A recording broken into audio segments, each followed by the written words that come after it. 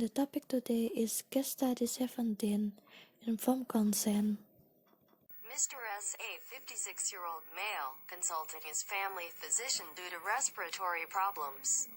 After x-rays revealed patchy infiltration of the lung, Mr. S. was referred to a respiratory specialist, who determined that the condition was bilateral and recommended an open lung biopsy, which Mr. S. refused to undergo. After Mr. S.'s condition further deteriorated, he was referred to Dr. D., an internist specializing in respiratory diseases. Dr. D. observed that Mr. S. was exceptionally anxious upon examination. The doctor's initial diagnosis was progressive pulmonary fibrosis of the interstitial pneumonitis type, probably involving fibrosing alveolitis. A biopsy was required to confirm this diagnosis, but Mr. S. continued to refuse to undergo an open lung biopsy. Dr. D. then suggested an alternative procedure, known as a trifine lung biopsy. This procedure was inferior to the open lung method, but in view of Mr. S.'s refusal to undergo the open lung biopsy, it was an appropriate alternative. Dr. D. explained to Mr. S. that the procedure involved administering a local anesthetic and then inserting a special needle into the lung while the patient sat on the edge of his bed. He also told the patient the needle would be attached to a drill. Dr. D. then outlined the procedure's risks, advising Mr. S. that the procedure was usually virtually painless, but did have two possible complications. Dr. D. did not mention to Mr. S. that the procedure also involved risk of perforating the spleen or the liver, an uncommon risk but not as uncommon as death. Apparently, Dr. D. was not aware of this risk. Mr. S. consented in writing to the trifine biopsy procedure. Prior to the procedure, Mr. S. was anxious, apprehensive, and nervous. He told Dr. D. he could not afford to die. He was given atropine and sedated with normal and accepted doses of morphine. Once Mr. S. had been sedated, Dr. D. gave him instructions and demonstrated the equipment to him. After a local anesthetic was administered, the operation began. At a critical juncture, Mr. S. was directed to hold his breath. Instead, Mr. S. winced and moved, causing his spleen to be perforated. Dr. D. told Mr.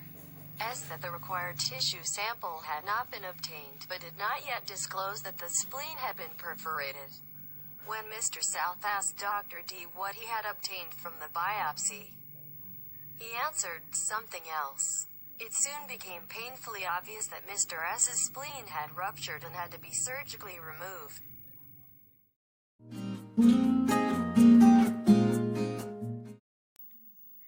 Hi, my name is Lucia Erika. I'm studying in Polteka Mangunwijaya Pharmacy programs.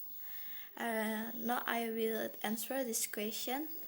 Informed consent is providing information of medical action by the doctor and a legitimate patient statement to agree or refuse the action that the doctor will do after receiving sufficient information.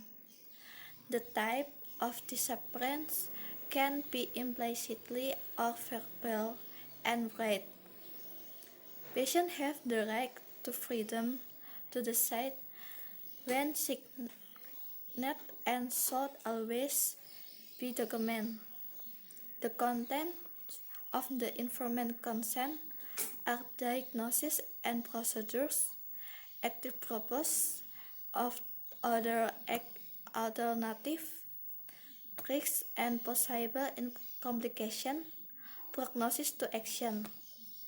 Submission is the responsibility of the examiner of the examination, and the right to make approval is a competent patient. This process is carried out to protect the right of doctors and patients, legitimate and accountable. Therefore, Dr. D should take action that is different from what is usually done. Know that the patient has extreme anxiety. Dr. T should try to establish good communication with patient. The doctor should explain the procedure, give an exercise in how to hold your breath, and refrain from moving during the procedure and explain the risks that might occur, good and bad. Doctor cannot lie about the patient condition because it's the patient rights.